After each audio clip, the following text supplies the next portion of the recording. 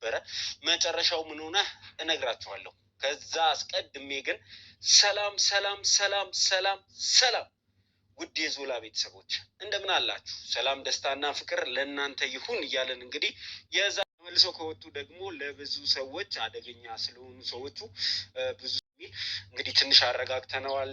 ዛሬ ግን ምናልባት ነው እስከ መጨረሻ ድረስ ከኛ ጋር ከሆናችሁ በመግቢያው ላይ ያያችኋቸውን ይከሰታል ማለት ነው። ይሄንን እስከ መጨረሻው ድረስ ከኛ ጋር ሆናችሁ ተከታተሉ ለማለት እንወዳለን። እንግዲህ ይሄንን ፕሮግራም ደግሞ ስታዩት እንደተለመደው ይሄንን ቪዲዮ ላይክ በማድረግ ይጀምራል። ለወዳጅ ዘመዶቻችሁ ይሄንን አስተማሪ ፕሮግራም እንዲደርስ ሼር ታደርጉታላችሁ። ከዛ በመቀጠል ደግሞ እንግዲህ አዳዲስ የሆናችሁ ሰዎች ሰብስክራይብ በማድረግ ቤተሰቡን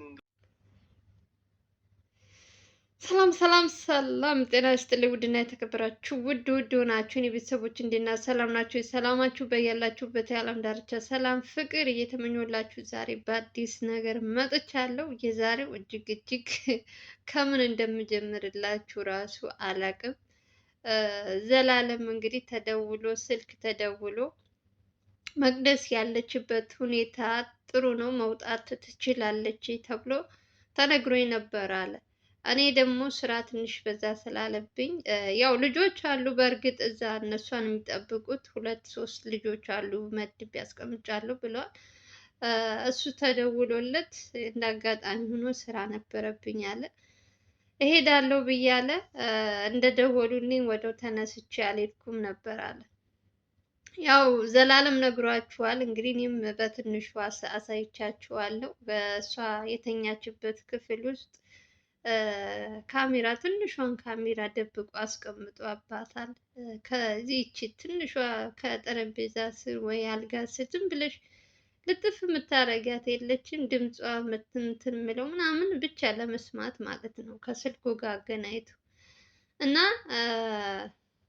ልክ ሲደወልለት እሱ ስራ ነበርኩ አለ። ልጆቹን ግን ወደዛ ወደዚህ እንዳትሉ ጠብቁ ብሏቸዋል። የእሷን መቅደስን የሚጠብቁ ልጆች። አንደኛ ነገር ዶክተሩ ደግሞ የነ ልዑል ከዚህ በፊትም የሆነ ሰው ሲጎዳ እሱ ነው የሚያክማቸው የሚጠብቀውና ትንሽ ልዑል ባለፈው ካያችሁ በአበበ ምክንያት በጣም ብዙ ነገሮች ተፈጥረው ነበር። አበበን ለማስመለጥ ምናምን በዛ ብዙም አይደሉም፣ ግን አሁንም እሱ ነበር የሚያክማቸው ማለት ነው። ልጅቷ እንግዲህ የድፍረቷ ድፍረት እቺ መቅደስ የተባለችው ሴት በጣም የሆነ እኔ አላቅም፣ ሰዎችን በገንዘብ የምትገዛ ሴት ርካሽ ሴት እንደሆነች ነው የምነግራችሁ። የቪዲዮ የምታወራው የድምፅ ቅጁ በጣም አሳፋሪ እና አንድ ዶክተር እኔ ድፍረቷ ራሱ ሳላደንቀው አላልፍም። የሆነት ምን አይነት እንትን ብትሆን ነው? ኦልሬዲ አልታመመችም። እሷ ግን ከሐኪም ቤት መውጣት ራሱ አትፈልግም።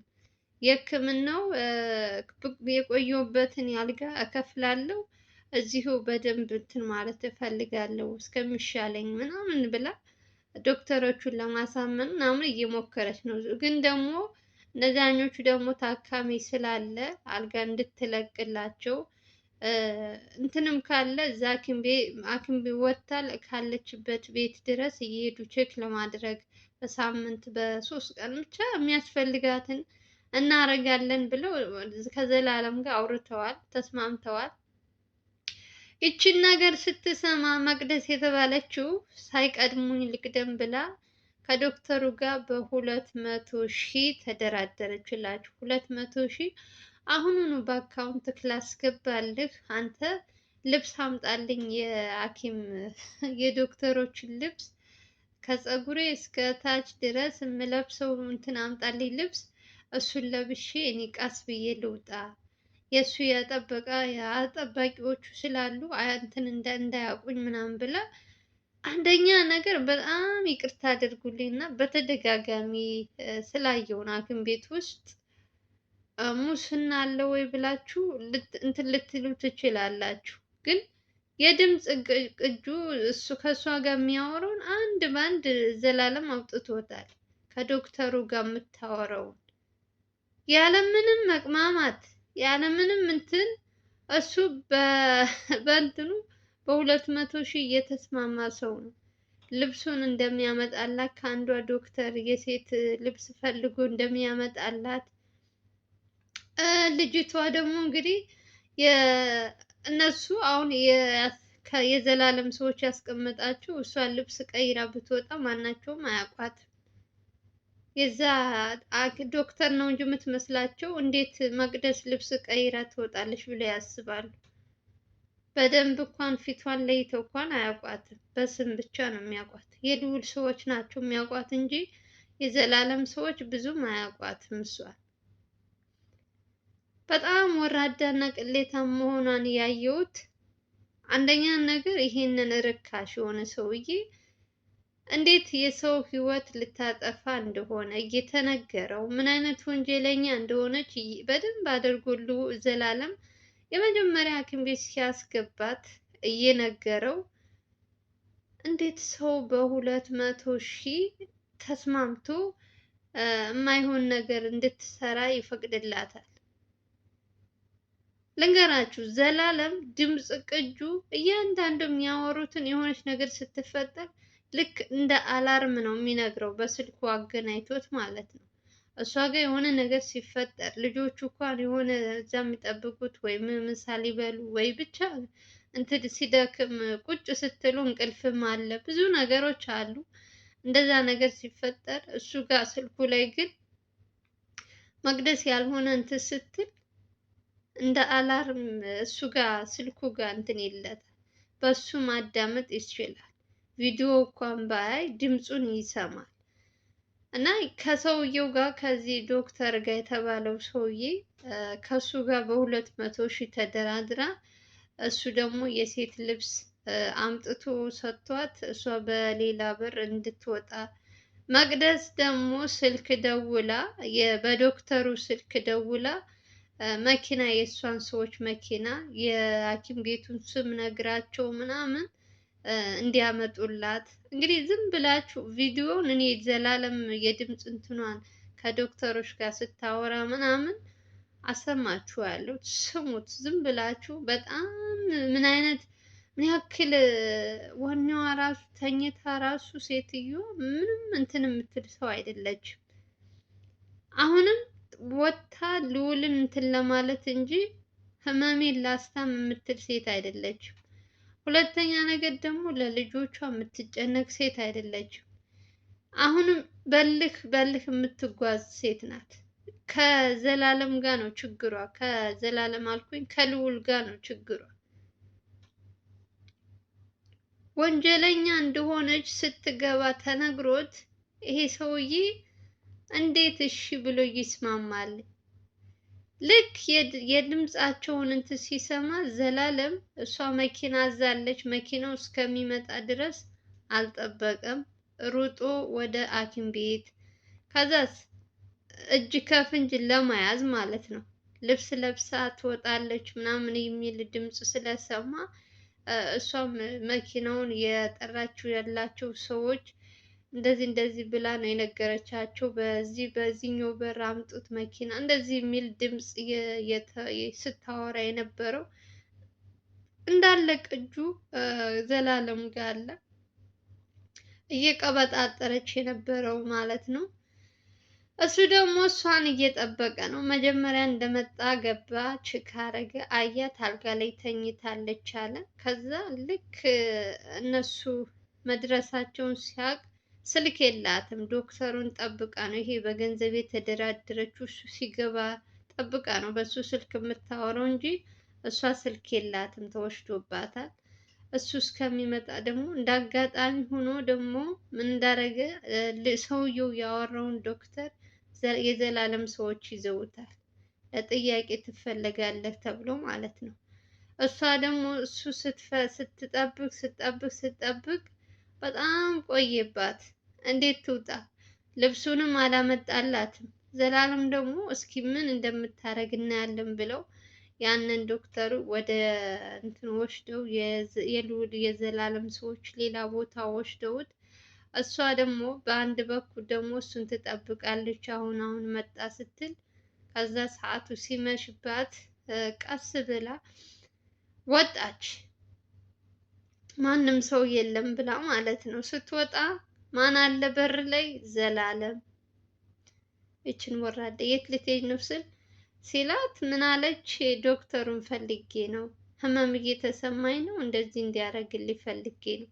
ማንም ሰው ገብቶ የሚያይልኝ ቼክ የሚያደርግልኝ መድኃኒት የሚቀይርልኝ ምናምን አለች። ከዛ ግቢ እኔ እጠራዋለሁ ብሎ እንትን ሲላት በቃ ተጠራጠረች። እሱን እንደያዘው መሰለኝ ሲቆይባት፣ ከዛ ምንም ነገር ልክ እንዳልተፈጠረ ክላስ ውስጥ ካሜራ እንዳለ ምንም የምታውቀው ነገር የለም። ዝም ብላ ተጋደመች። እሱም ያን ዶክተር ወስዶ ሲያስለፈልፈው ዘላለም እንግዲህ በ200,000 እንደዚህ እንደዚህ ብላ አሳምናኝ ነው። እኔ ደግሞ ብሩን በጣም ችግር ላይ ስለሆንኩኝ ብሩን እፈልገዋለሁ፣ በጣም ቸግሮኛል፣ እንደዚህ ሁኜ ነው እንደዚህ በቃ። መቼም ሌባ ሲያዝ ታውቃላችሁ፣ ችግር ነው የሚያወራው ሁልጊዜ። እንዲህ ስለቸገረኝ ነው ብሩን ስለፈለኩት ነው እንደዚህ ነው አለ። ከዛ ለነሱ ሙሉ እንትኑን አሳልፎ ያንን ዶክተር የተባለውን እንግዲህ ጥያቄ እዛ የሚጠይቁትን ከእሷ ጋር ሲያወራ የነበረውን የድምፅ እንትኑን እያንዳንዱ ለልዑልም ላከለት። መቅደስ ምን እያደረገች እንደነበረ ለዘላለም ማነው ልዑል አሁን እየሰራ ነው። እያንዳንዱ ምን እያደረገ እንደሆነ እንግዲህ እያያችሁ ነው። ገጠር ሆኖ ራሱ ብዙ ነገሮች እየሰራ ነው። ስራውን ልታበላሽበት ይቺ መቅደስ የተባለችው ደግሞ ሆን ብላ በቃ ሰዎችን በምን ላጥምድ፣ ሰዎችን በምን እንትን ልበል ብላ ችግር የምትፈጥር ሴት ናት። ለማንኛውም አሁን መቅደስ ሐኪም ቤት ናት ያለችው። ይሄ ደግሞ በገንዘብ ሲደራደር የነበረው ዶክተር ከነ ዘላለም ጋር ነው ማለት ነው። በደንብ እንትኑ እስከሚጣራ ድረስ ከዛ አሳልፈን ለህግ እንሰጠዋለን ብለዋል። ብቻ እኔ ማንን እንደምታምኑ አላውቅም። የሆነት ደግሞ በጣም የሚገርማችሁ ነገር ይቺ ሴትዮ እንዳታመልጣቸው ብቻ እያላችሁ ኮሜንት እኔ ጋር የምትጽፉ ሰዎች እናንተ ግን ይታያችኋል መላእክት እንዴ? ይታያችኋል እንዴ? እኔ እኮ አንዳንድ ልጆች እኮ ኮሜንት የምትጽፉ ታስቁኛላችሁ። እናንተ የምትናገሩት ነገር ጠብ አይልም ደግሞ። እና ዛሬ ደግሞ እንደ አጋጣሚ ደግሞ ዞር እያልኩኝ ሳይ ደግሞ ዘላለም እንትን ሲል አጋጣሚ አይደለም፣ ሆን ብላ እሷ ያዘጋጀችው ወጥመድ ነው፣ ግን አልተሳካላትም። ልዑል ማነው ዘላለም ጀግና ሆኖ ያችን ካሜራ ክላሷ ውስጥ ባያስቀምጥ ኑሮ ምን እንደሚፈጠር እናንተ መገመት አያቅታችሁም። ግን ደግሞ እሱ ብልህ ስለሆነ ለህግም ለምንም ማስረጃም እንዲሆነው ያችን ካሜራ ድብቅ ካሜራ አስቀምጦ ጉዷን አወጣላት። አንደኛ ነገር ዶክተሮች፣ አንዳንድ ዶክተሮች በገንዘብ በምን እንደዚህ አይነት ነገሮች ብዙ ጊዜ በተደጋጋሚ በተለይ ልዑል በሚሰራው ስራ አይታችኋል። ከዚህ በፊት በጣም ብዙ ዶክተሮች እየተያዙ መርፌ አሳስተው በገንዘብ የተሳሳተ የማይሆን መድኃኒት ይወጋሉ። ብዙ ነገሮች አይተናል። እንግዲህ ልዑል እንኳን መከታተል ከጀመርኩ እኔ እንኳን 6 ዓመት እየሆነኝ ነው። ይህ ሁሉ ዓመት እንግዲህ በጣም ብዙ በዶክተሮች ዙሪያ እንኳን ገንዘብ ከተከፈላቸው ያለምንም ማቅማማት እሺ ብለው ሲስማሙ እያየን ነው። እና ይሄ ሰው የመጀመሪያው አይደለም። ዛሬ 200,000 ስለተከፈለው እሺ ብሎ የተስማሙ ያሳፍራል በጣም። ማንን እንደምታምኑ አላውቅም። እንደው ፈጣሪ ከላይ ሲላክ እንደው እንደ መላእክት እንትን ሲላችሁ በምንም እንደው እንትን ትድናላችሁ እንጂ እነዚህ ሰዎች በተለይ አሁን ላይ በጣም ከባድ ነው። በተለይ መቅደስ ከምትገምቷት በላይ ናት። ሴትየዋ ታማ አይደለም አሁን ሐኪም ቤት ያለችው፣ ለማምለጥ ሰዓትን ቦታም አጣችና ምን አሰበች? እሷ ታመም ያለው ዶክተሮች ደህና ነሽ እያሏት እሷ ታመም ያለው ህመሜን እኔ ነኝ የማውቀው እያለች ተኝታለች። የሐኪም ቤት ከፈለገ እኔ እከፍላለሁ፣ እነሱ ምን አገባቸው? ሙሉ ክፍያውን እኔ ነው የከፈልኩ። ስለዚህ በዳንኩ ሰዓት እወጣለሁ እያለች እንግዲህ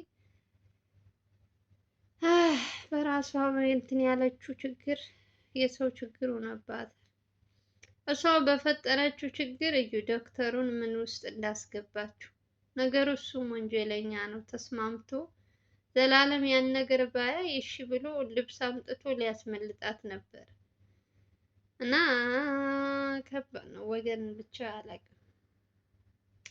ለማንኛውም ይሄ ነገር ስትሰሙ መቼም እርግጠኛ ነኝ እንደኔ ክው እንደምትለው። እኔ ገና ስሰማው ነው እንትን ያልኩት የደነገጥኩት። ዘላለምን ግን በጣም አመሰግኑት፣ እሺ በጣም አመስግኑት። ልዑል ክፍለ ሀገር ሆኖ እየተሯሯጠ እየሰራ ባለበት እሱ ደግሞ እዚህ ሆኖ ይችን መቅደስ ቀጥ አድርጎ ይዞለታል። እንዴት አይነት ጀግና ወንድማችን መሰላችሁ! ምንም ነገር ጠዋት ማታ የሱ ሰዎች ሳይሰለቹ እሷን እየጠበቁ እሱም እንዳልኳችሁ እንትን ባለችበት ሰዓት የራሱንም ስራ አትወውም፣ በጎን እየሰራ ነው። ግን የእሷን ደግሞ ሞር እየተከታተለ ያለችበትን እንዳትጠፋ ምን በቃ የሆነ ምክንያት ፈጥራ የሆነ ችግር እንዳትፈጥር እየተከታተላት ነው ያለው። እና ዘላለምን የእውነት ከልባችሁ እንድታመሰግኑ ትፈልጋለሁ። የልዑል ያው ልዑል ማለት ዘላለም ነው፣ ዘላለም ማለት ልዑል ነው። በእነሱ መሀል ምንም ውለታ ምናምን የሚባል ነገር የለም። ወንድማማቾች ናቸው። ለማንኛውም ጋይዝ የዛሬው የዚች ጉደኛ ሴትዬ ነው የሰማሁት አዲስ ነገር። ለማንኛውም የዛሬው ቪዲዮ ይመስላል። ቪዲዮ ከተመቻችሁ ላይክ እያደረጋችሁ አዲስ ሆናችሁ ሰብስክራይብ እያደረጋችሁ በሌላ ቪዲዮ እንገናኛለን። ሰላምና ፍቅር እመኝላችኋለሁ። ወዳችኋለሁ። ባይ